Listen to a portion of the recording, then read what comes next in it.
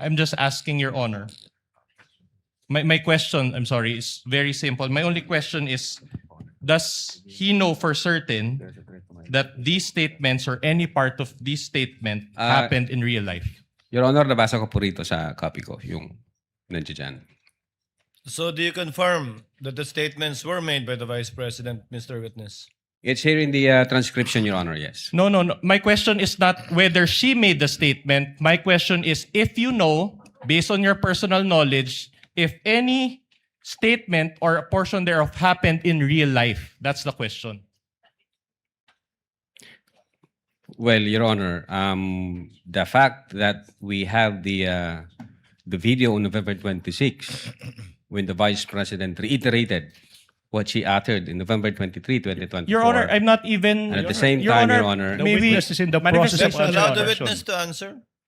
Your Honor, we invited the media personalities who have personal knowledge on that date and on that online press conference. And nung tinanong namin sila kung nag-participate sila, sabi nila yes. Nakausap nila yung Vice Presidente, nagbigay sila ng mga katanungan. So definitely yes, nangyari po yun. Your Honor, may you manifest, Your Honor, make a manifestation? Yes, Counsel. Your for Honor, this it appears that the witness is not being responsive to our question. He's talking about something that I did not ask. We are only focusing on this particular statement. We will show other statements later on. And we cannot get an answer from him if he knows. Counsel, even I am confused with the question happened in real life. I think some of us are too. I'll be more specific, If Your the Honor. question is kung alam nyo bang totoong nangyari to sa totoong buhay, ang sagot ng testigo ay sa pagkakaalam niya ay oo, base sa kanilang investigasyon at sinabi ng mga inimbitahan nilang testigo. All right. I'll clarify the question, Your Kindly Honor. do so, Counsel. All right. In this statement, for example, the Vice President said, there were threats to my life inside the Batasang Pambansa. Are you confirming that? That is within the All right. transcription here, sir. Now, my question to you is this. Did you investigate those threats Objection, to VP Your Honor. Sara's June? Okay now.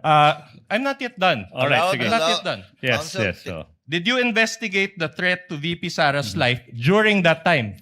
Objection. Now, misleading, Your Honor. What is it? Because the question was, do you confirm that that statement is found in the transcription as to the Vice President saying that there were threats to her life?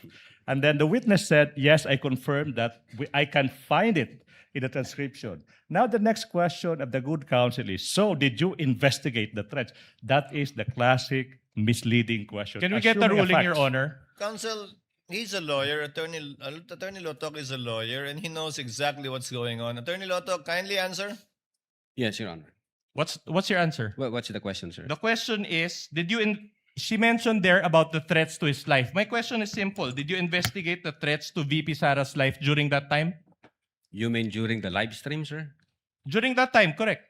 During that live stream, she mentioned that there were threats to her life. Well, based on our investigation, nangyari yung live stream between 11 p.m. 22 to 1 a.m. 23.